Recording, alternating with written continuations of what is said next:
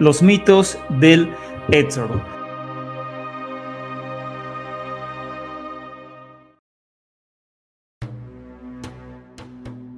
Este tema es de bastante importancia debido a que es no un mito solamente fundacional, es decir, un mito que creó y formó a una religión, sino es el mito como tal. Me refiero a que fuera del Éxodo pocas veces vemos relatos o leyendas, epopeyas dentro de la Biblia que tienen tanto peso dentro de la religión, tanto judía como cristiana. Este relato del Éxodo, la salida de Egipto, las 10 plagas, la apertura del Mar Rojo y todo ese tipo de cosas que hemos conocido desde niños son realmente la base con la cual se funda el judaísmo después del exilio, conocido como judaísmo del Segundo Templo. Y aquí vamos a empezar con una enseñanza inmediata para todos los estudiosos de las ciencias bíblicas. La religión antigua israelita antes del exilio se conoce como Yahvismo, y a la religión que nace después del exilio babilónico se empieza a conocer como judaísmo del Segundo Templo. Entonces, este mito fundacional que es el mito del Éxodo es un mito que por supuesto nos enseña cómo Israel empieza a construir una identidad muy importante para así afrontar lo que estaban viviendo en ciertas épocas de su historia, comenzando con la invasión asiria, posteriormente la reforma de Josías y sin duda ya la época del exilio y post-exilio babilónico. Ahora bien, el libro del Éxodo para la identidad judía, cristiana, inclusive islámica, y para todo el pensamiento occidental, tuvo un impacto profundo, por supuesto, inclusive también dentro de las disciplinas académicas que estudian el antiguo cercano oriente, y en su papel como tema omnipresente ha inspirado la imaginación artística y popular. Sin duda, esa historia del Éxodo es una historia, una epopeya que ha marcado las 3 religiones monoteístas más importantes, como es el judaísmo, el cristianismo y el islam, pero también a la cultura occidental como tal. El Éxodo recrea el mito cosmogónico, es decir, de creación de todas las cosas, donde el mar es vencido por el dios Yahvé, el mar representado por el faraón es vencido y entonces nace la nación de Israel. Como en otros casos de mito de fundación, tradiciones de ambos reinos se unen después del año 722. ¿Qué pasa en el año 722? Ocurre el exilio del reino del norte. Recordemos que la misma Biblia marca que existen 2 reinos conviviendo y a la vez peleando todo el tiempo, que es el reino del norte, reino de Israel, y el reino del sur, reino de Judá. Estos reinos avanzan a la par. La Biblia dice que se dividen después de la muerte de Salomón, ya que Salomón peca contra el dios Yahvé y como castigo Dios divide el reino. El reino del norte es exiliado por el imperio asirio en el 722 a.C. y entonces muchos sobrevivientes del exilio asirio se pasan al lado del sur, conocido como Reino de Judá o Casa de David, y entonces ellos traen consigo también esas tradiciones que tenían en su propio reino, tradiciones de fundación, y entonces es como se mezclan con las tradiciones del otro pueblo de Judá, y así nacen muchas de las historias y epopeyas que hasta hoy en día tenemos dentro de la Biblia hebrea, pero ya por supuesto convertidas en una sola. Bueno, pasa lo mismo con el Éxodo.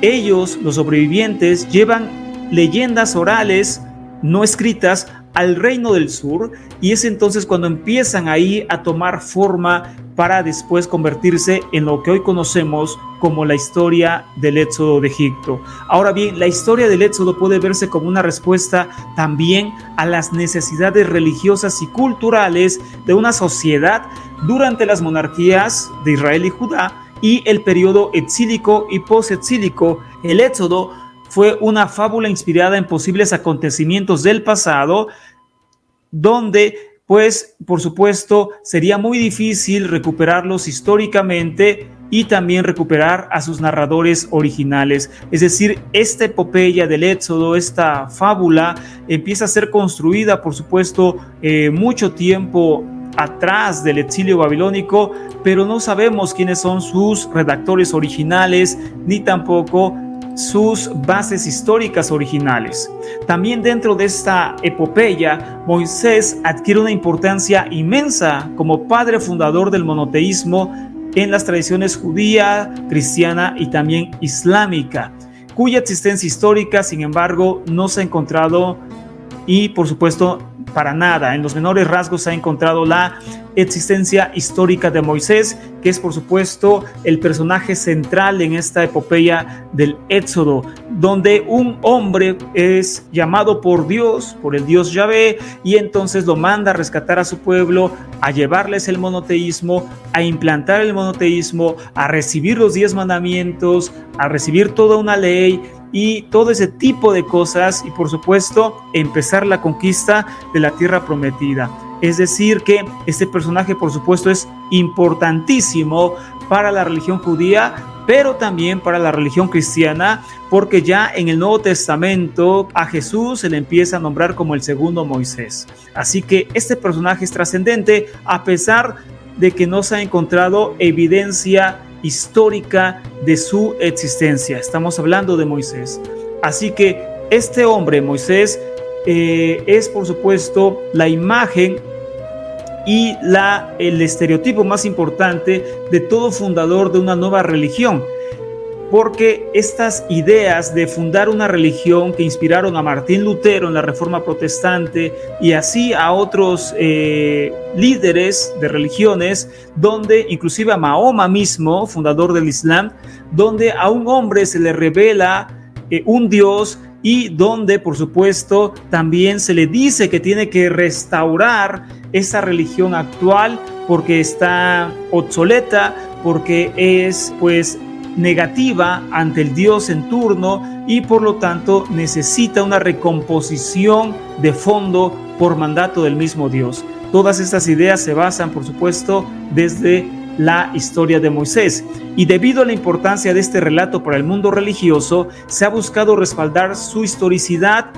en muchos eventos que existieron en el pasado. Por ejemplo, se ha intentado comprobar, la religión ha intentado comprobar a toda costa que el éxodo ha ocurrido, que Moisés existió, por supuesto, con la idea de que los hicsos, que fueron invasores semitas que gobernaron Egipto durante más de 100 años y fueron expulsados alrededor del 1500 a.C., bueno, que todos ellos, los hicsos, también son los verdaderos protagonistas del éxodo, según algunos religiosos.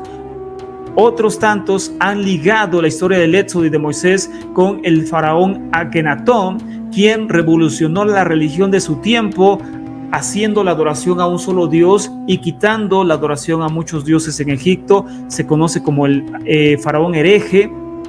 Y también se dice que realmente este faraón no era otro más que Moisés. A ese nivel se ha llegado a decir este tipo de cosas con la idea de comprobar históricamente a Moisés y al Éxodo.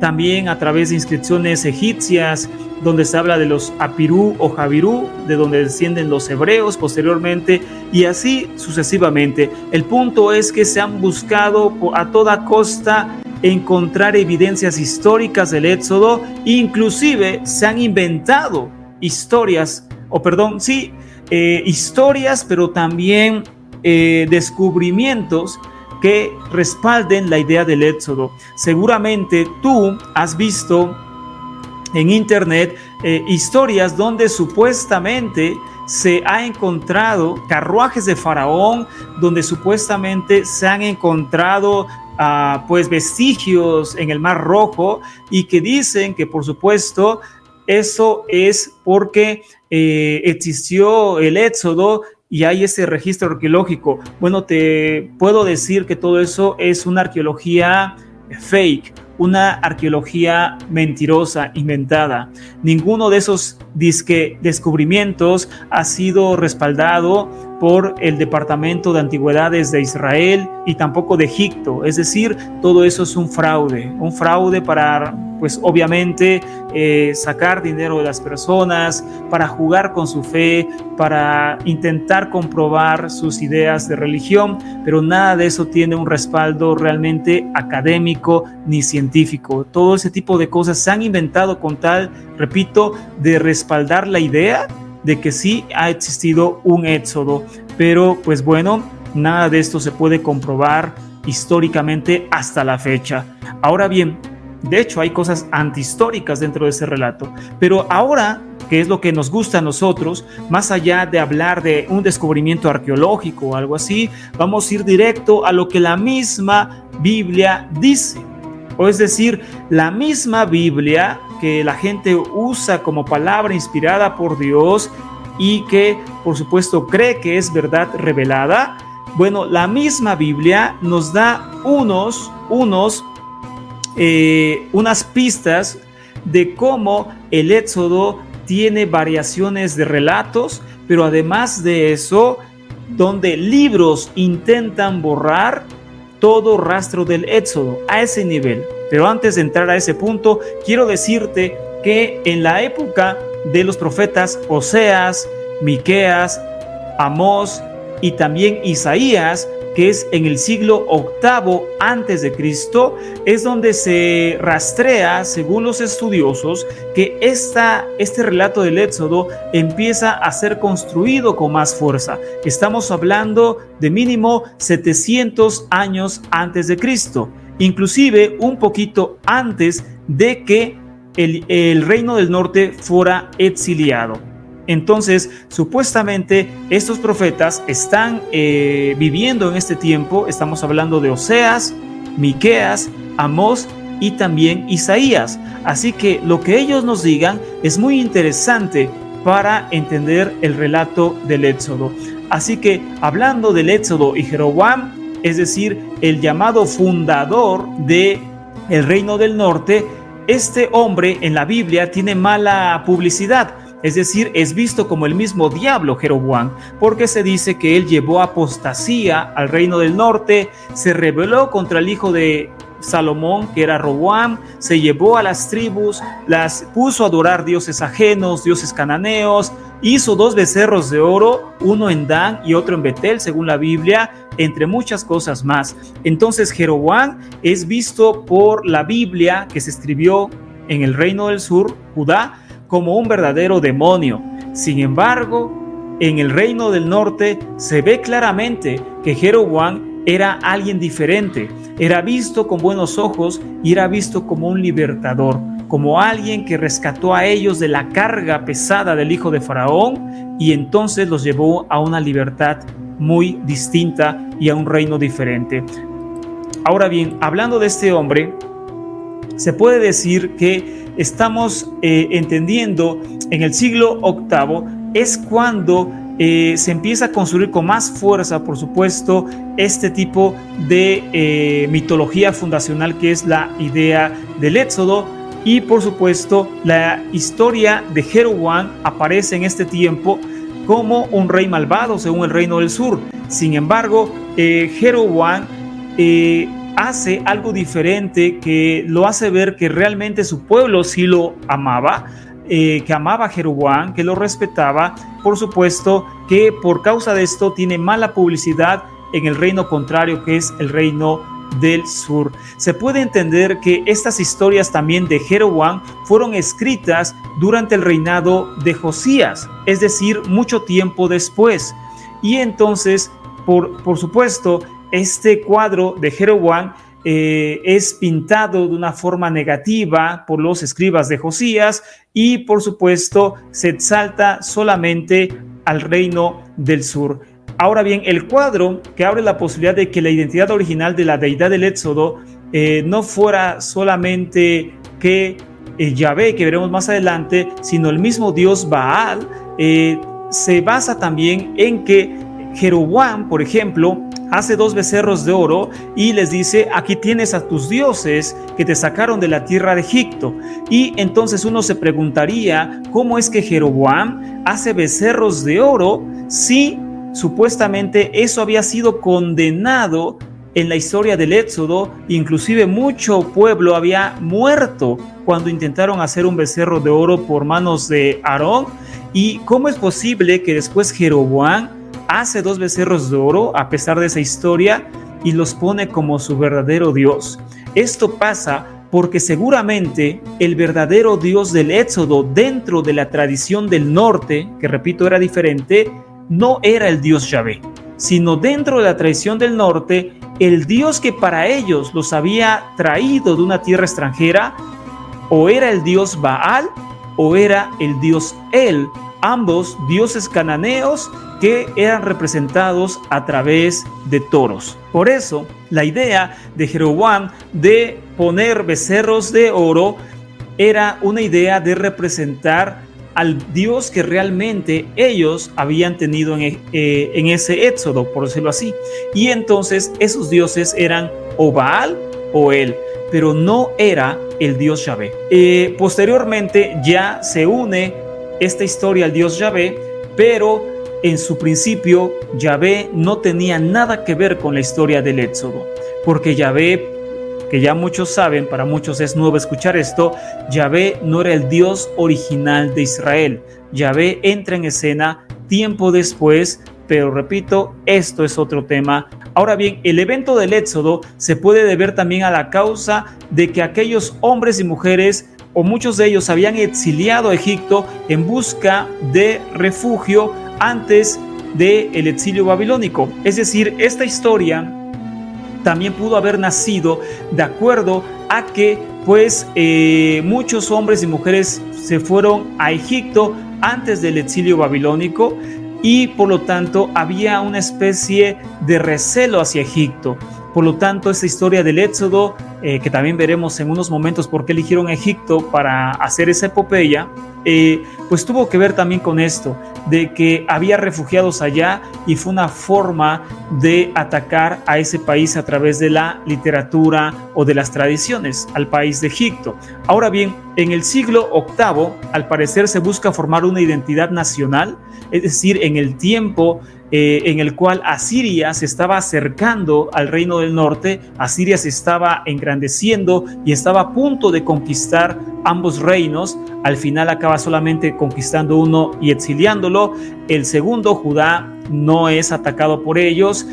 Ahí aparece el famoso pasaje de Isaías 7, donde se habla de que una virgen concebiría y entonces era una señal de que el imperio asirio no entraría al reino de Judá y pues así sucede. No hay una invasión de Asiria hacia Judá, pero sí hacia el reino del norte y los exilia. Bueno, en todo este tiempo se está buscando formar una identidad nacional según los estudiosos y en medio de revueltas y todo este tipo de confrontaciones militares en la región, pues los profetas empiezan a hablar de este tipo de epopeya fundacional para dar identidad a esta nación de Israel y de Judá y para no asimilarse culturalmente también a ellos. Pero como veremos en este momento que les decía sobre la Biblia, inclusive los profetas que hablan supuestamente en este tiempo, en el tiempo de la invasión asiria, ni tan siquiera ellos se ponen de acuerdo en qué había pasado en el Éxodo. Te voy a dar unos ejemplos a continuación. Por ejemplo, repito, estos profetas pues son los que supuestamente están viviendo en el siglo VIII, 750 años antes de Cristo, en ese tiempo de la invasión asiria, en ese tiempo en que Asiria estaba creciendo y donde según los estudiosos empieza a construirse con más fuerza esta idea del Éxodo, de un mito fundacional que les diera identidad ante los problemas que estaban viviendo. Ahora bien, Miqueas 6, verso 3 y 4, 4 profetas que tienes enfrente son del siglo VIII. Isaías, en su primer parte, que es el verdadero Isaías, también es de ese tiempo. Posteriormente ya se escribe el libro de Isaías, o se acaba de escribir después del exilio babilónico. A partir del capítulo 40 de Isaías ya pertenece a otra época, pero los primeros capítulos en su mayoría pertenecen al verdadero Isaías. Entonces Isaías 10 pertenece a ese tiempo que te estoy hablando. Ahora bien, Miqueas 6, 3 y 4 dice: pueblo mío, ¿qué te he hecho? ¿En qué te he molestado? Respóndeme. ¿En que te hice subir del país de Egipto y de la casa de servidumbre te rescaté y te mandé delante de ti a Moisés, Aarón y a Miriam o María? Bueno, en este primer pasaje vemos a los personajes que aparecen en el libro del Éxodo, así que todo aparece muy bien y muy normal hasta este momento, por supuesto, pero vemos a otro profeta a continuación, del mismo tiempo, a Oseas, y en su capítulo 12, 14 dice: por un profeta subió Yahvé a Israel de Egipto y por un profeta fue guardado. Entonces, ahora en el libro de Oseas, aquí se anula cualquier nombre. Oseas no conoce a Moisés. Oseas no nombra, como lo hace Miqueas, de una forma detallada a los personajes que vemos en el libro del Éxodo.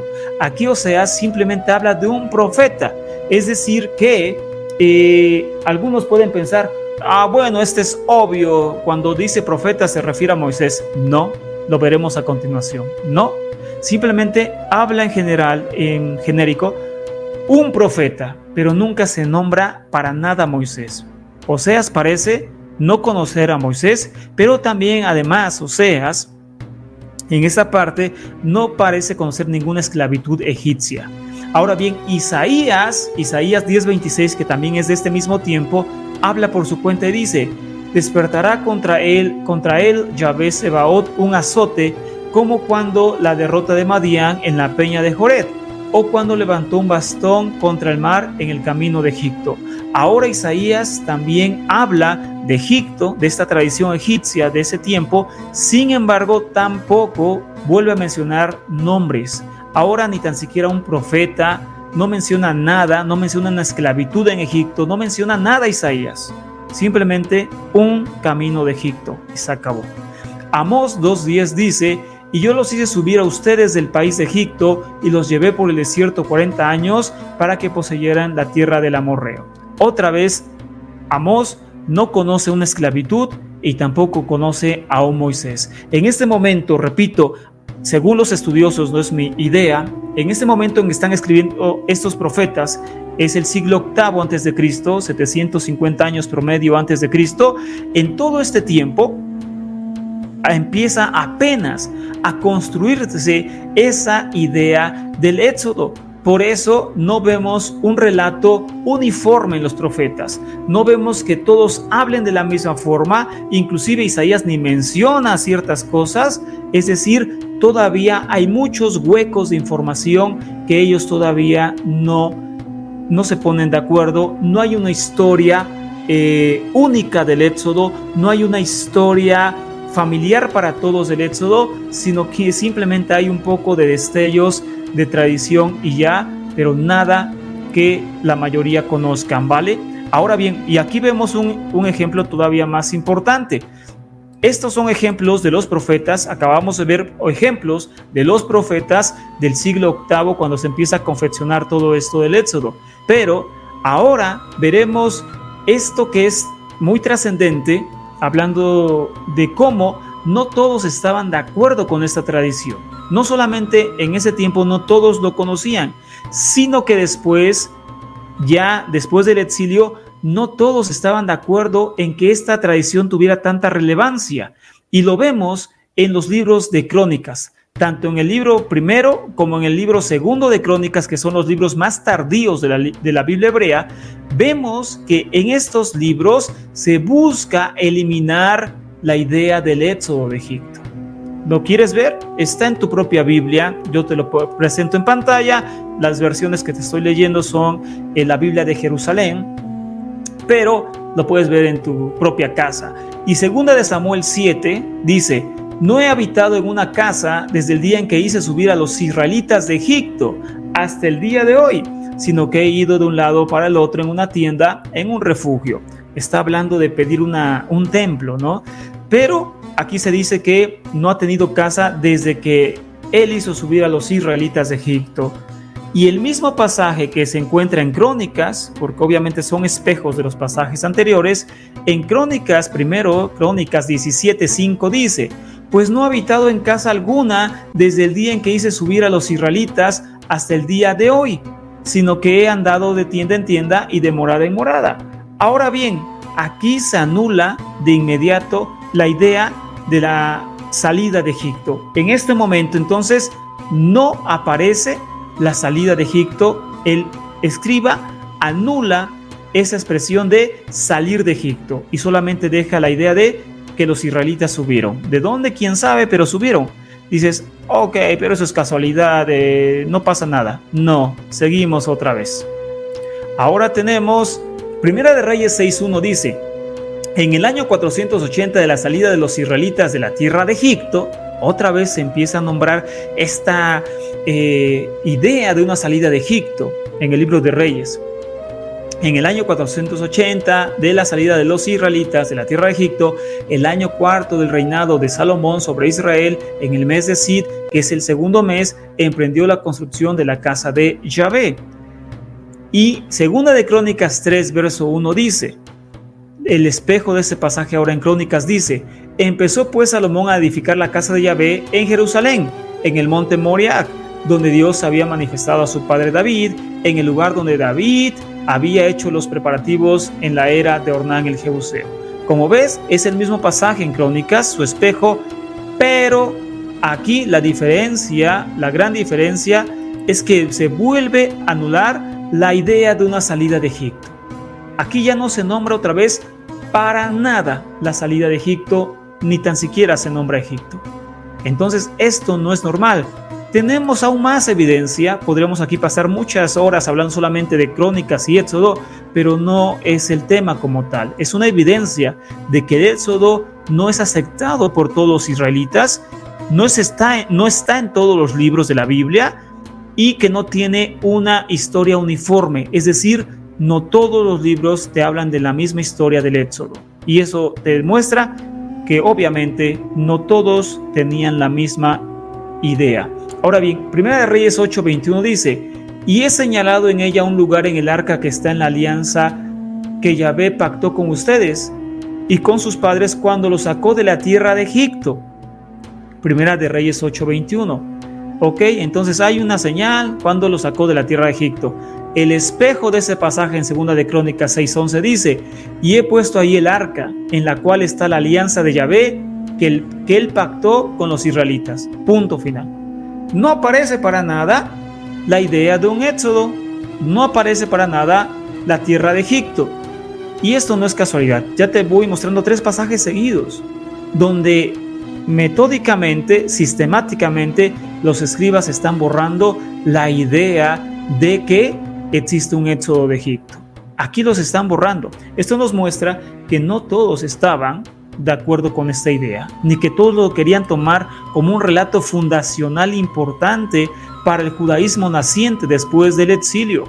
Ahora bien, entonces aquí vemos claramente cómo pues estos pasajes nos hablan de esta verdad pues que estamos estudiando sobre que no hay una historia uniforme del Éxodo. La religión israelita antes del exilio se conoce como yavismo, académicamente, yavismo, y la religión israelita después del exilio babilónico se conoce como judaísmo, judaísmo del segundo templo. Entonces hay una diferencia que después veremos. Ahora bien, entonces el yavismo, religión antes del exilio, se entiende mejor como un culto que opera dentro de un entorno de cosmogonías politeístas, es decir, dentro de politeísmo como lo conocemos en todas partes del mundo.